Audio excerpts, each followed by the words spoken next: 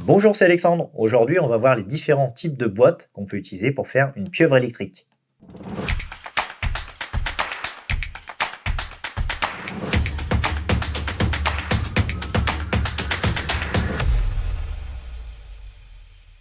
On a vu dans une vidéo précédente qu'on choisissait le positionnement des boîtes lors de la mise au point technique. Pour rappel, la norme impose l'accessibilité des boîtes. On va pouvoir mettre une boîte dans un placard, au plafond ou en cloison. On vous fournit un couvercle de finition que vous pouvez repeindre. On va aussi pouvoir placer la boîte en point de centre, c'est-à-dire au-dessus du luminaire. Pour accéder au fil, il suffit simplement d'enlever le crochet DCL.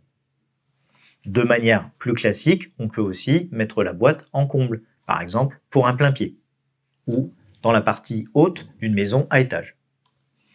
Et enfin, dans des locaux non chauffés comme un garage ou un sous-sol, une boîte étanche peut être fixée au mur.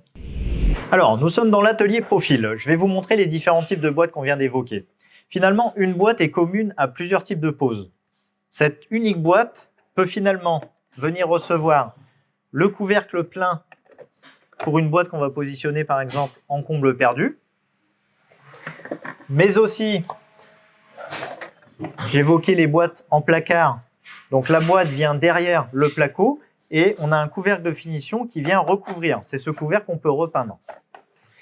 Et enfin, toujours sur la même boîte, on va pouvoir avoir une boîte avec ce trou. On vient la fermer. On insère le petit crochet que j'ai déjà mis préalablement. On met ce connecteur DCL. Là, il faut s'imaginer que la boîte est en plafond. Et ensuite, on vient visser le crochet de la DCL dessus, comme ceci. Donc là, on s'imagine qu'on est en plafond. Voilà. Le placo arrive ici. Et ça permet d'accrocher le lustre. Pour accéder au connectique, on dévisse et on accède au fil. Une boîte point de centre ou en plafond doit arriver à ras du plafond fini pour pouvoir ensuite fixer le couvercle DCL du luminaire ou le couvercle de finition. On peut utiliser des rails métalliques, des tasseaux ou autres systèmes en fonction du mode constructif. Une fois le plafond fermé, la boîte reste facilement accessible. Le nombre de boîtes varie en fonction de la taille de votre logement. Par exemple, une maison de 100 m² peut comporter 6 boîtes. Grâce à ce choix de boîtes, on peut s'adapter sur tout type de logement. Pour les plus complexes, nous prenons davantage de temps pour identifier les contraintes et les possibilités de passage, comme un vide sur rôle, un plafond cathédrale, une poutre, une trémie d'escalier. Rappelons que chaque projet fait l'objet d'une étude sur mesure. Si vous avez la moindre question, n'hésitez pas à nous contacter, vous avez tous les liens en description.